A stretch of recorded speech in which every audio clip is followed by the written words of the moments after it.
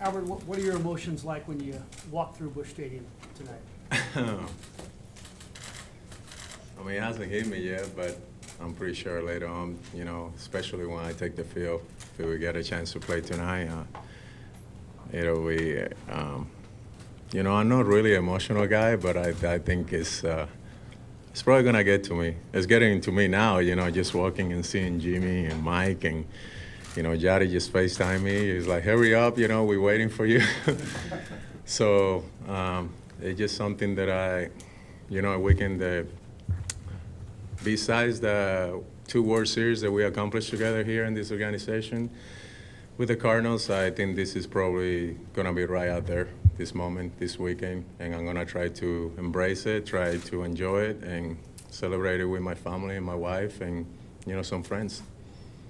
Albert, you've always looked ahead instead of looking back at all the accomplishments, but knowing this was on the calendar and as you've gotten closer, have you spent any time over the last few days kind of reflecting on your time here and what your legacy is? I did actually, just a couple of days ago when we were in Toronto, in spring training and especially early in the season, people was asking me and friends were sending me texts, hey, are you excited? I'm like, yeah, I'm pretty sure I am, but, it hasn't hit me yet. But the reality is here, and, it's just amazing.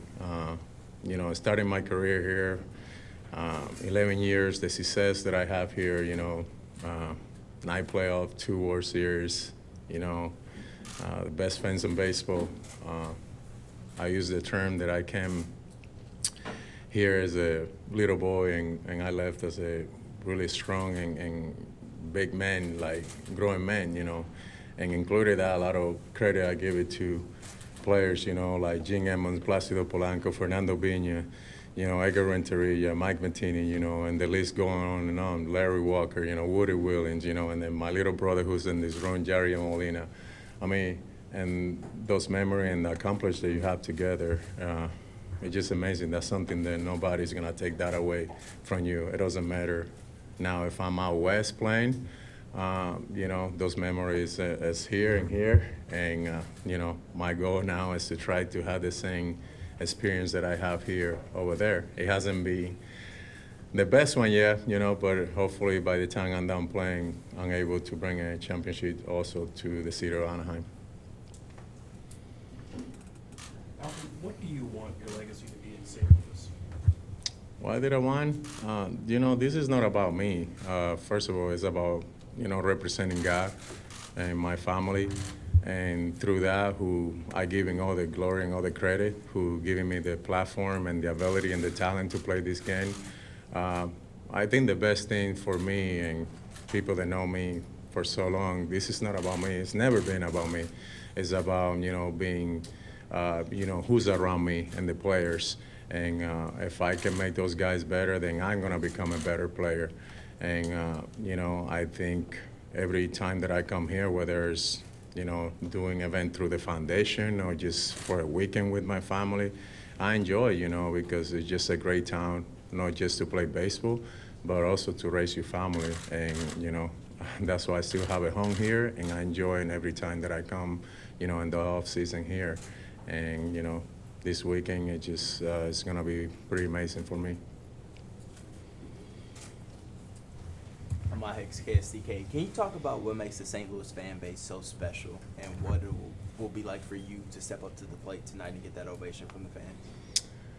Well, I can't tell you until that moment hits today in my first at-bat, but what makes it special is just the support day in and day out. It didn't matter whether we were playing good or bad. I felt that if you play the game the right way and hustle and they just love their players, and and not only in baseball. I mean, we saw that in football, and now with hockey, with the Blues winning, it's just a great city, and to play sport, and I enjoy, my 11 years here, with this organization, especially, starting from the top, from the owners and the GM, Bill and Mo, who's now is the president. I mean, always building a great chemistry ball club, for us to go out there and perform, and the dedication every time, day in and day out, it was about winning, and that was it. That was what Tony preached day in and day out when you show up to spring training. Our target is to win a championship, and and I learned so much from that and from some other veteran guys, that I played with. Albert, it's been 7.5 years. Does it feel like that long ago that you were playing here, and the fact that you had to wait so long to come back here, did it kind of heighten your emotions? It doesn't look like that long, but it's been, 8 years pretty much since I was celebrating with my teammates, in that field. But it was just a pretty special moment because that's something, we were celebrating our second world title,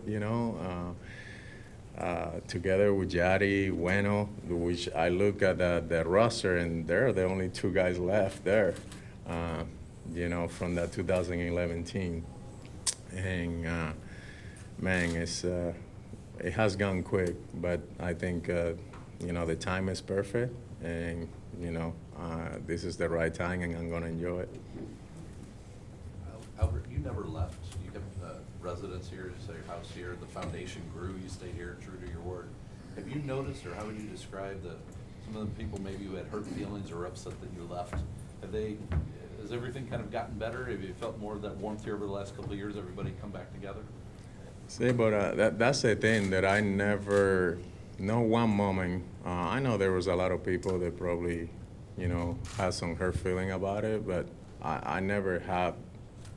I came back, the same year after. I never have felt that, and I think at that time it was hurtful. But as a true fans, I think some of the people was like telling me, it's not because the jersey that I was wearing, it's the things that you do through the foundation, and with kids with special needs and all that. That's what they care the most, So, for me, I haven't felt it, and I'm being honest with you, I haven't really felt any bad experience. Maybe 2 or 1% of the fans were angry about it. Then you have 99%.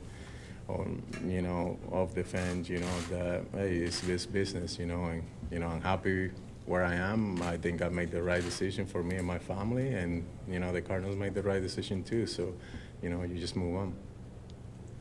Albert, how do you remember that moment in 2001 spring training where you're likely going to make the team, but you kind of sealed that deal when you hit a home run to the Montreal Expo offices, and it was a rainy day, and it kind of made you a major leaguer? Well, actually, that's a good question for Jimmy and Mark, because they were the guys. Jimmy and Mark were the one that really pushed Tony and telling you, we need to take this kid. This kid's gonna help us out to win.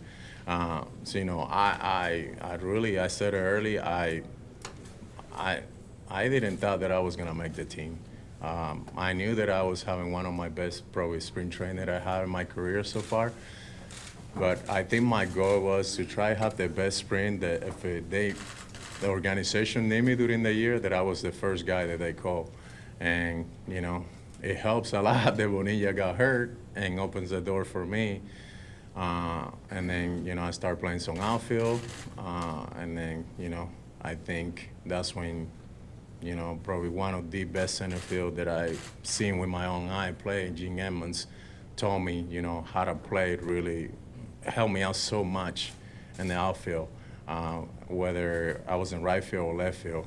I never seen anybody that preparing himself like him, playing so shallow, telling me, hey, move to the right or move to the left, and the ball comes to me. I'm like, how did he knew that? Like he saw things that I never seen any outfield seeing or feel. And he helped me out in that area so much. But for me, I really never came to my mind that I was gonna make that ball club until I got in that plane in spring training. I got in that bus, breaking camp, and I remember as I was coming up, DK told me, he was like, don't be afraid to make the All-Star team that year. And that's when it really hit me. That's when I really felt at that moment, that I might have a chance to stay with the ball club. How long, I didn't know until, 6 games into the season, and the rest is history. Albert, there's always been a lot of talk about your offensive production, but there was a time when you were with this team that you believed that you had special powers on the base path. You even talked a little bit about being invisible. You wear invisible suits. The cape? At this stage of your career, what's your philosophy with regard to base running? I'm still aggressive base running, and a lot of that credit I give it to Hall of Fame Luke Brock, who spent a lot of hours with me in spring training and told me one thing that I always remember. He told me, you don't have to be the fastest runner to be the best base runner. You just have to be smart and take the right path. And for Hank, coming from a Hall of Fame, who I was young in my career with the Cardinals, he didn't have to do that. But that's how that family was here, that bonding. Seeing so many Hall of Fame come to you, Bill Gibson, saying, if I would have faced you in my era, and you would have taken me deep, and Nesar Bad would have thrown one at your face, and if you look at me, I would have hit you next pitch, stuff like that. So he taught me so much about base running, and I just went at it and helped me out that year. I think I led the league, if I can recall, probably 3 years in a row, scoring runs. And I always felt that, not right now, but I always felt that if I was in first base and one of my teammates hit a double, I was going to be able to score. And that doesn't stop. Even though at 39, I'm still felt that I'm a little slower, but I think I'm continue to be that aggressive and take advantage of every mistake the infielder or the outfield makes. Albert, you seemed moved when you mentioned Darryl Kyle and what he told you. To see Yadier, to think back to Darryl Kyle and all the players you played with, how does that make you feel being in this room and thinking about all those men?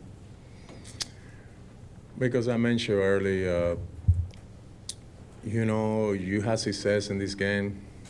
You built a great relationship. You accomplished so many things. But I think the best thing that you accomplish is the relationship that you built. And that relationship that I have built with Yadi, with Jimmy, with Maguire, with Polanco, with Edgar, and I can list the list on and on. Nobody can take that away from you. And, you play this game for, 20 years or whatever. I'm 19 now, and hopefully by the time I play my full contract, I'll be probably 21 in the league, 22. And hopefully you live longer than what you play, and that's why you build a great relationship, because that is more important to me than anything that I have accomplished. It's just the impact that those players make on me and that I make on them. I remember, Jadi's mom and dad, telling me, I give you my younger son, and just treating like your little brother, and that's how he's been to me. And I can say the same thing. That's what Placido Polanco told me. And I can say that's the same thing that the way that Jimmy and Mark and Rolling and Woody and Darryl Kyle, all those guys taught me the right way, the right way. I can remember sitting in Houston, and I always share this story about Darryl Kyle because he was trying to pick my brain and see how I think at the play. And I think, right away I picked he's trying to pick my brain because if I had to face it, he knows now how to pitch to me. And I was like, Darryl, don't go there. It's stuff like that. I mean, time and time after time that these guys spent with me, they didn't have to do that. They had their own business that they needed to take care of, but they care about it. And, like I say, I came a little boy, man. I left as a grown man, and now I'm on the other side, with the best player in the game, Mike Trout. And for me, that's the same mindset that I have because those guys taught me the right way. And that's my job to pass it along to the young players and the Angels organization too. Albert, we all know how driven you are to be a major leaguer, even young. that first year in the minor leagues. Just in hearing you talk today, I'm wondering, because you mentioned La Russa and Brock and all the guys who kind of mentored you, I wonder if you thought being a Cardinal brought out something different in you and a player, maybe something brought out something earlier in you and a player. Do you think you would be the player you are if not for that time spent? It's hard because I think, you know, I said I can't read the future. I don't know the future, but God knows. And, you know, he put me in the right organization at the right time. And I guess he knows my life before I even know. He knows our dad. He knows me before I was even born, and every move. So as I look back, I always say that, you know, God's time is perfect. His time is perfect. He just put me in the right place, you know, because people ask every time the draft comes, I mean, I can't believe you went 402 in the draft. I'm like, you know, I'm excited. I can't believe it too, but you know what? That was the best thing for me because it pushed me to a level that I probably, if I were to be a first-round pick, I don't know, I probably wouldn't go at it, you know, the same way, not to bring down any first round, and you know, but that's how I think about it. So. Albert, you talked about, you know, viewing Yadi as your little brother.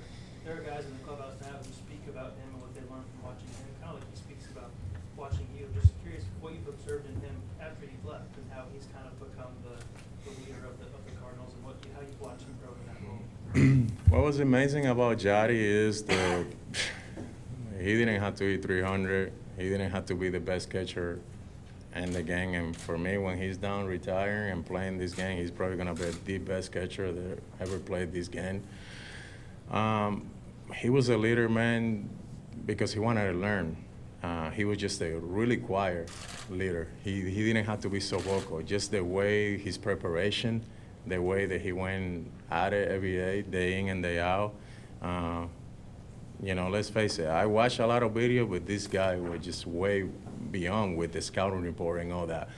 And I think the best thing about Yadi that he, you know, he want to go 5 for 5 or 4 for 4 every night in one game, but it didn't matter about his offense. It was always about his defense and how he can take a pitching staff, whether it was a guy like Carp or Wainwright, you know, and just make them better.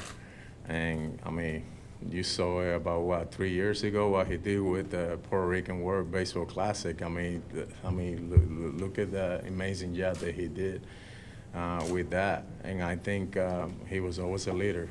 He was young and quiet, but he always wants to get better. And he remind me a little bit of myself because he asked a lot of questions to me and to guys around, and I was the same way too. And he asked those questions because he wants to get better. And look where he's at. As soon as he's done playing, man, he's just a future Hall of Fame. And I'm just proud and blessed to play with him, to have the success that we had together. And also, you know, treat him like my little brother, you know, and just have a great relationship. Do you think it'll be kind of a challenge for you to separate the warmth and emotion of this return from the need to go out and compete, help your team try to win games here? Probably, but I think we all professional. And, you know, I said it earlier, I was doing a radio interview.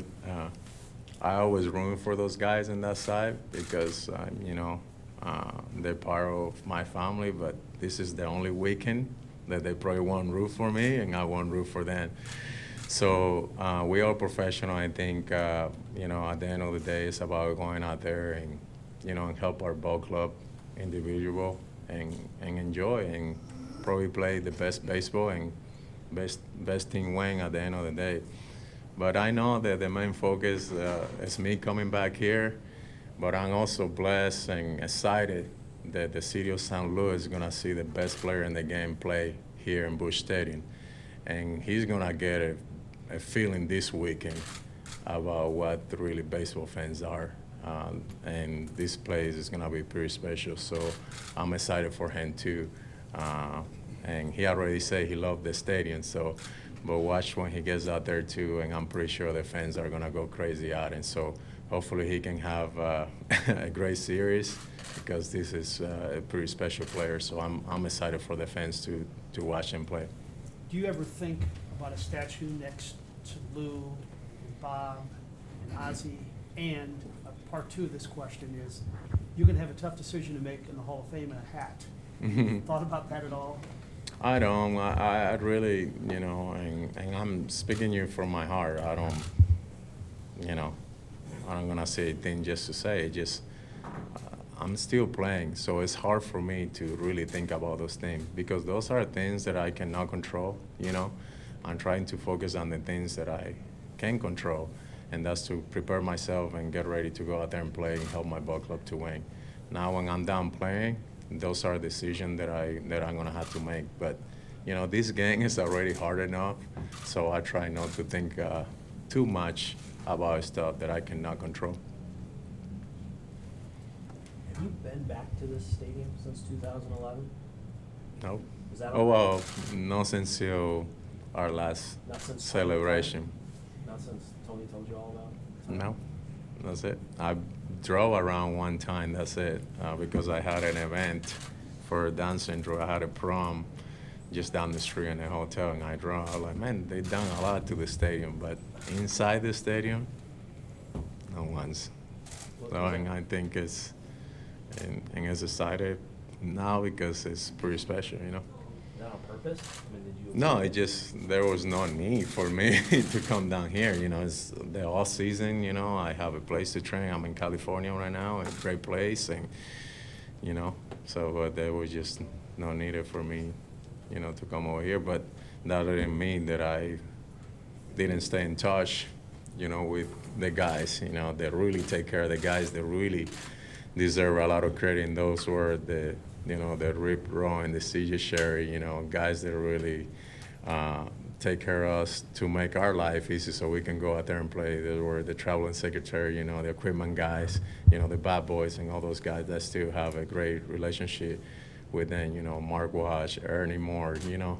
So guys that really, people don't give a lot of credit, but they should get a lot of credit because those guys really make it easy for us as much as we give them hard time, you know, and they just always just roll the red carpet for us, you know, so they deserve a lot of credit. So just that relationship, like I said, we're family, man. I still, even though I'm out west, but we always communicate, we always send in texts, and, you know, whether it's happy birthday or Merry Christmas or whatever, you know, and I think that's what's so fun.